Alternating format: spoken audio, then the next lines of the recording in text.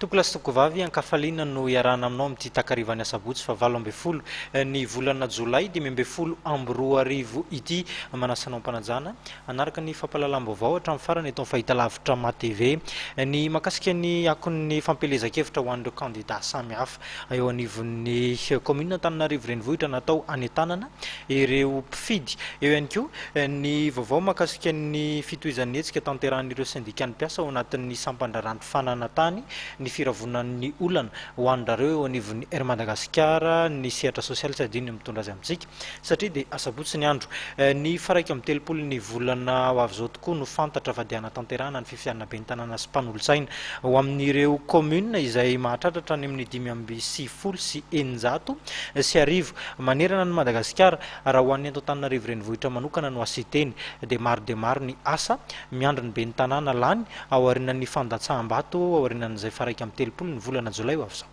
Raha ny zava-nisy tato anatin'ny 5 taona sy tapany tsy maro toerana ny fitantanana ny tanàna Antananarivo nanomboka ny taona 2010 dia tsy nisy intsony ny be ny tanàna voafidy nitondra ny renivohitra Antananarivo. Lasa filohan'ny tetezamity Andry Rajoelina izay be ny tanàna voafidy teto Antananarivo tamin'ny Latsabato izay nitanterahana ny taona 2010. Ny fandibiasana PDS izay olo-botendry avy amin'ny hery politika samihafa ny fitantanana ny tanàna Antananarivo. Olana maro no miandry famahana eto Antananarivo renivohitra.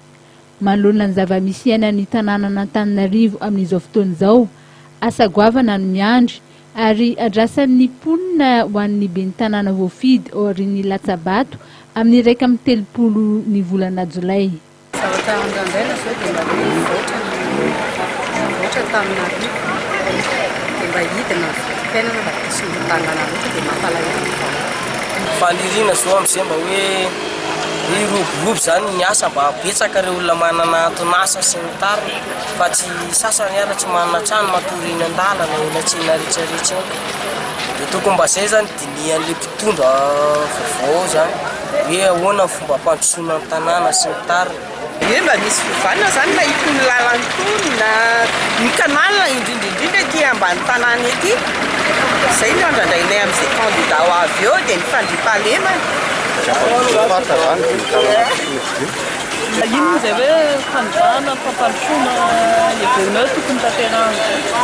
lalana ny fako rehetrarehetra Antananarivo eo famovozana ny apota iasy be davy ireo izay zao no tondara famiana ao kosa no mihevitra fa nizaniza be ny tanàna tonga eo dia tsy manantena ninona ny tenany. Izy zany le zay tonga eo zany a dia hoe tsy maintsy ameno ny posiny any aloha tsy hoe mameno ny posiny any tsy maintsy hoe mamerina zay zavatra nolaniny teo zany izy azonao zay zany le izy aloha zay aloha ny any ny fantako tsy miandrana ninona ve zany ianao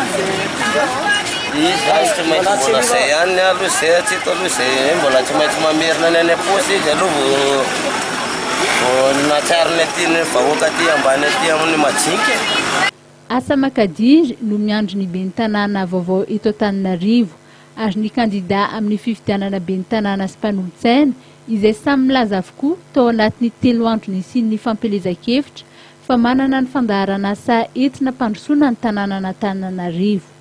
Manohy ny fandresen-dahatra ny mpifidy izy ireo.